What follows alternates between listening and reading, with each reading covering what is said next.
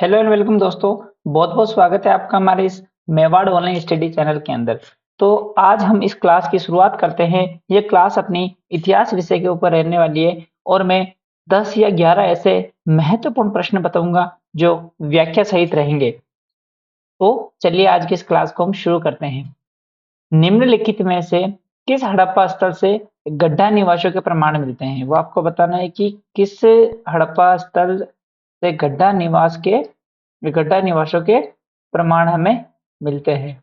वो आपको comment box में आंसर देके बताना है।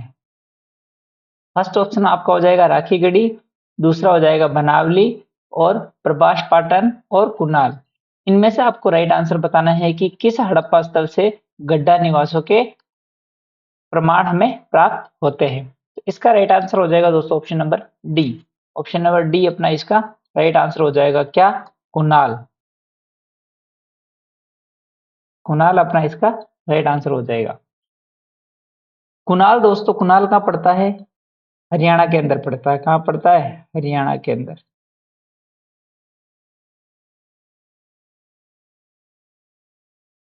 कुणाल हरियाणा के अंदर पड़ता है और ये हरियाणा में भी एक जिला है हिसार।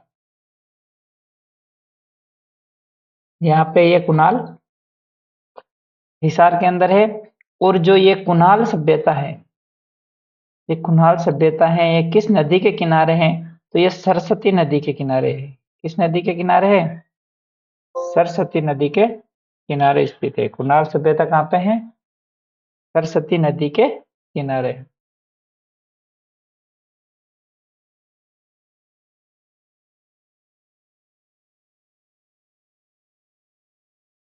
सरस्वती नदी के किनारे हो जाएगी। उसके बाद में इस कुणाल के बारे में हम जानते हैं कि भाई कुणाल की खोज किसने की थी। तो कुणाल की खोज किसने की थी? इसके खोज करता है, इसके खोज करता कौन है? इसके खोज करता दो व्यक्ति है। एक तो जगपति, क्या नाम है एक का? जगपति। एक तो हो जाएंगे जगपति और जगपति जोशी। ठीक है,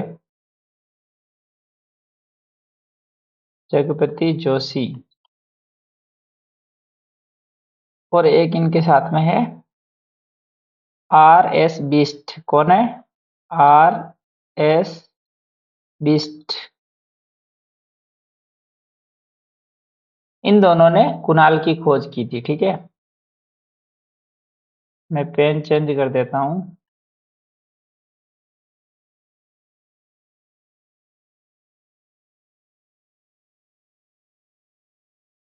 हरियाणा हिसार के अंदर स्थित है और सरस्वती नदी के अंदर स्थित है और ये कुणाल क्षेत्र है। इसकी खोज जो कुणाल अपना हड़प्पा स्थल है, इसकी खोज किसने की थी? तो जगपति जोशी ने और बिष्ट महोदय ने इसकी खोज की थी। और कब की थी? तो इसकी खोज की थी 1974 में। 1974 ईस्वी में इसकी खोज की गई। और यहाँ से क्या क्या चीजें मिली है? कुणाल से क्या चीजें मिली है? तो कुणाल से हमें क्या चीजें मिली है वो देखो। एक तो कुणाल से मिले हैं चांदी के दो मुकुट। क्या मिले हैं? चांदी के दो मुकुट मिले। ठीक है। और और क्या चीजें मिली हैं? तो सोने के गहने प्राप्त हुए हैं। सोने के गहने प्राप्त हुए हैं यहाँ से। और क्या मिला है? तो यहाँ से मृदपांड प्राप्त हुए हैं। लाल मृदपांड।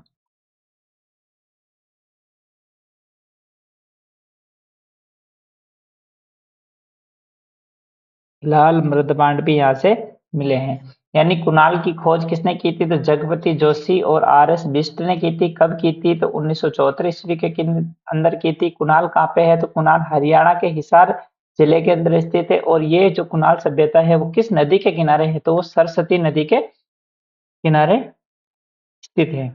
ये दोस्तों, बढ़ते हैं अगले क्वेश्चन की ओर। क्वेश्चन नंबर 2 आपके सामने ये रहा, नालंदा विश्वविद्यालय की स्थापना किस शासक द्वारा की गई? फर्स्ट ऑप्शन हो जाएगा अपना समुद्रगुप्त। समुद्रगुप्त के बाद में अपना दूसरा ऑप्शन हो जाएगा कुमारगुप्त और स्कंदगुप्त और हर्षवर्धन। इन चारों शासकों में से किस शासक ने नालंदा विश्वविद्यालय की स्थापना की थी? इसका राइट आंसर आप अपना कमेंट बॉक्स में दे सकते हो। इसका राइट आंसर हो जाएगा ऑप्शन नंबर बी, कुमारगुप्त। किसने? ऑप्शन नंबर बी इसका सही हो जाएगा, कुमारगुप्त। कुमारगुप्त प्रथम। ठीक है, इसके आगे लगा हुआ नहीं है, कुमारगुप्त प्रथम है। कुमारगुप्त प्रथम ने इस नालंदा विश्वविद्यालय की स्थापना की है।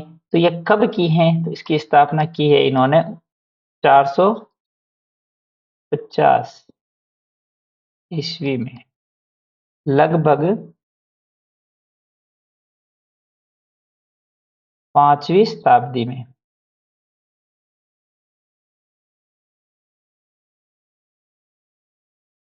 5वीं शताब्दी के अंदर इसकी स्थापना की है। और अगर सन पूछे तो आपको बता देना है कि 450 ईस्वी के अंदर कुमारगुप्त प्रथम ने नालंदा विश्वविद्यालय की स्थापना की है। और अगर इसके बारे में हम देखें नालंदा विश्वविद्यालय के, तो ये यहाँ पे कौन आया था अपने? ह्वेंसांग। ह्वेंसांग ने भी इस विश्वविद्यालय में के बारे में अपनी पुस्तक में लिखा है, ह्वेंसांग ने भी। ठीक है,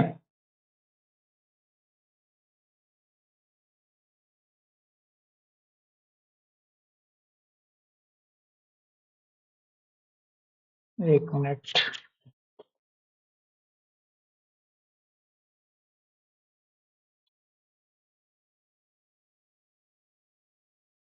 ह्वेंसांग ने भी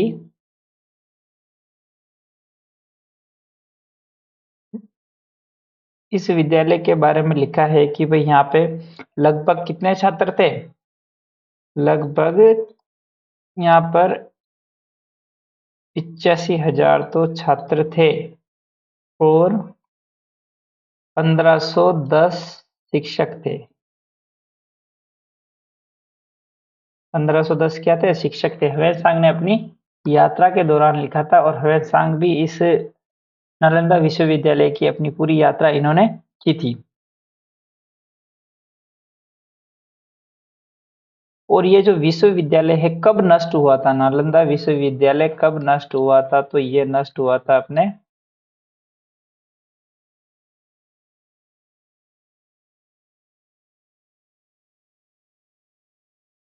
ये नालंदा विश्वविद्यालय है किसके समय में नष्ट हुआ था? तो ये अपने मोहम्मद बिन बख्तियार के मोहम्मद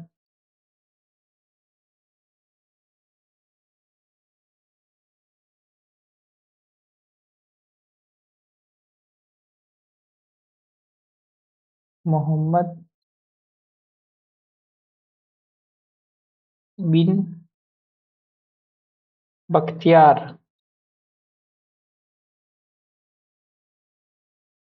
मोहम्मद बिन बख्तियार खिलजी था।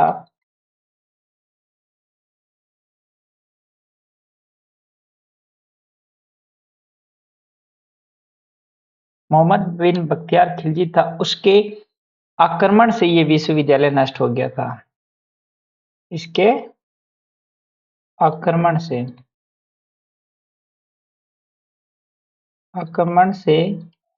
ये विश्वविद्यालय नष्ट हो गया। इसके आक्रमण से? मोहम्मद बिन खिलजी के। और ये आक्रमण कब हुआ? तो ये 13वीं शताब्दी के अंदर हुआ था। 13वीं शताब्दी के अंदर ये आक्रमण हुआ था। मोहम्मद बिन, मैं सही लिख देता हूँ इसको,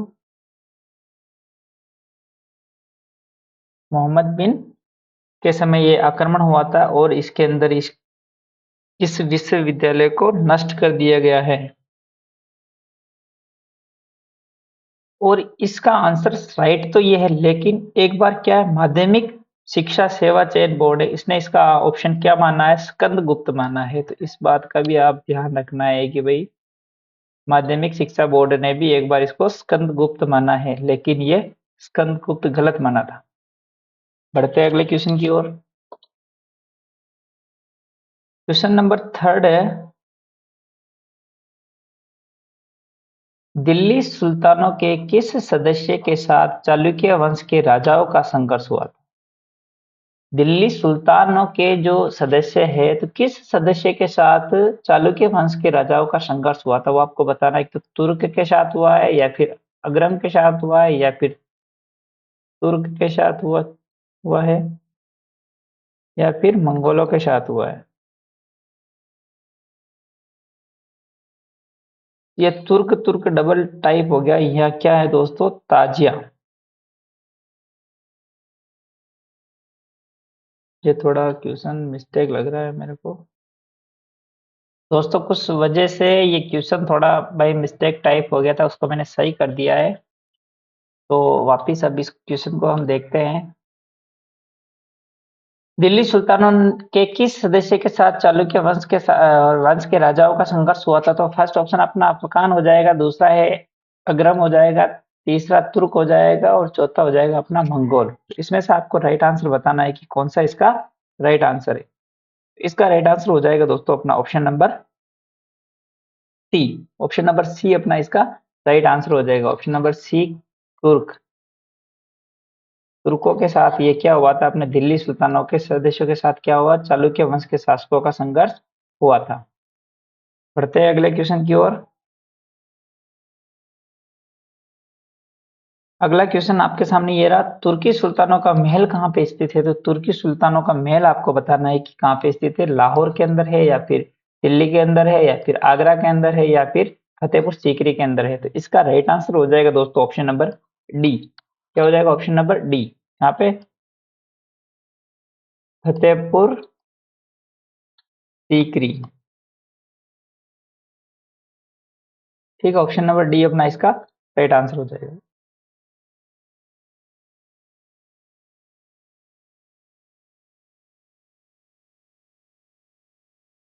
बढ़ते हैं अगले क्वेश्चन की ओर। कैलाशनाथ मंदिर की गुफा कहाँ स्थित है? कार्ला में, कन्हेरी में, एलोरा में, या एलिफेंटा में? इसका राइट आंसर आपको कमेंट बॉक्स में देना है कि भाई कैलाशनाथ मंदिर की जो गुफा है वो कहाँ पे स्थित है। जल्दी से आप अपना आंसर कमेंट बॉक्स में दे दीजिए। इसका राइट आंसर हो जाएगा अपना ऑप्शन नंबर सी। कौन सा? एलोरा के अंदर। ऑप्शन नंबर सी क्या है? एलोरा के अंदर कैलाशनाथ मंदिर की गुफा स्थित है। यहाँ पे एलोरा के अंदर। ऑप्शन नंबर सी अपना राइट आंसर हो जाएगा। कैलाशनाथ मंदिर की गुफा पूछे तो आपको बताना है एलोरा के अंदर स्थित है। बारह स्नान घाटों की बारह बारह स्नान घाटों और नालियों का जो समूह है किस हड़प्पा स्थल से प्राप्त होता है? यानी 12 स्नान घाटों का और नालियों का समूह हमें किस हड़प्पा स्थल से प्राप्त होता है? हड़प्पा से, या फिर कालीबंगा से, या फिर लोथल से, या बनावली से? कालीबंगा है यहाँ पे।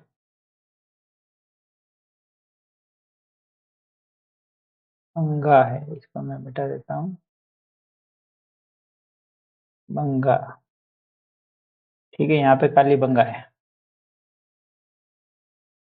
तो इसका राइट आंसर आपको कमेंट बॉक्स में देना है। इसका राइट आंसर हो जाएगा ऑप्शन नंबर सी, लोथल से। क्या है? ऑप्शन नंबर सी, लोथल से हमें क्या प्राप्त होता है?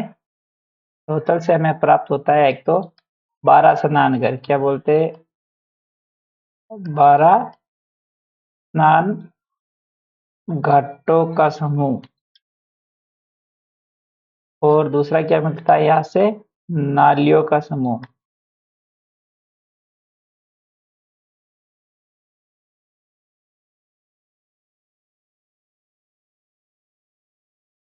ये दोनों हमें कहाँ से मिलते हैं?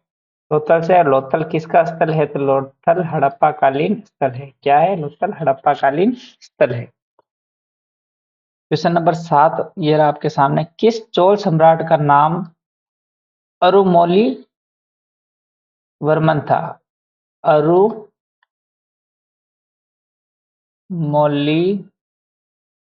वर्मन। अलोमौलीवर्मन किस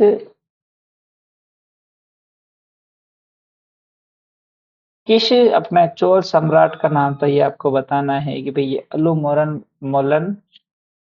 अरुमोलिन वर्मन किस शासक का नाम था? राजेंद्र का था या फिर राजाधिराज का था या फिर राज का था या फिर प्रांतक का था? तो इसका राइट आंसर आपको कमेंट बॉक्स में बताना है। तो इसका राइट आंसर हो जाएगा option number C. Option number C इसका राज राज का नाम ये था, क्या था? अरुमोलिवर्मन। अरुमोलिवर्मन था, ठीक है। किसका नाम था? राज एक मिनट, राज राज का नाम था ये। ऑप्शन नंबर सी अपना राइट आंसर हो जाएगा।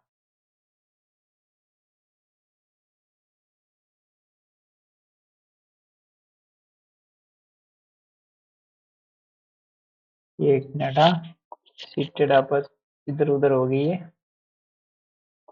क्वेश्चन नंबर 8 आपके सामने ये रहा। निम्नलिखित में से कौन सा अधिकारी अपनी प्रांत में जिलों की वसूली का नियंत्रण करता था? यानी कौन सा अधिकारी है वो अपने प्रांत के अंदर जिलों की वसूली करता था?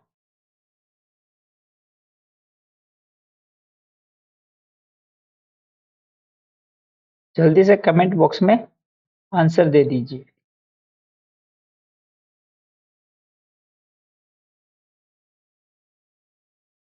इसका राइट आंसर आपको कमेंट बॉक्स में देना है, जल्दी दे दीजिए। ऑप्शन नंबर ए इसका राइट आंसर हो जाएगा। Option number A.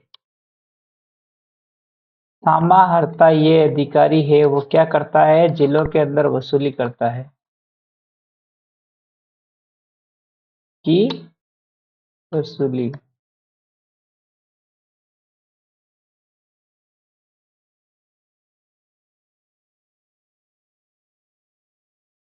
Question number 9 है, लेखन के आधार पर किस अशोक स्तंभ का लेखन सबसे प्राचीन था? लेखन के आधार पर आपको बताना है।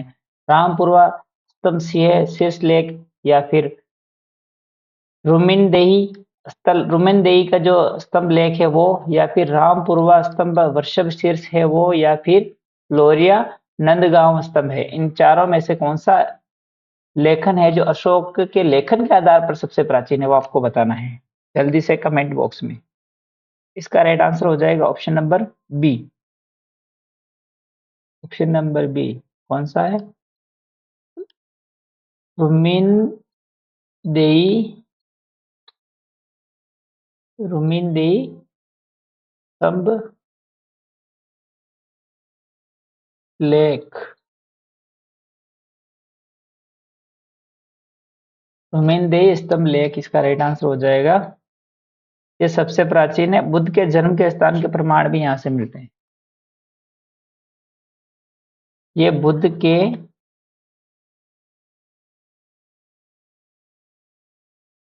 जन्म के प्रमाण के रूप में स्थापित किया गया।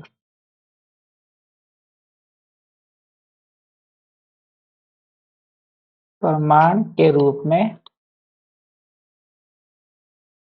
स्थापित।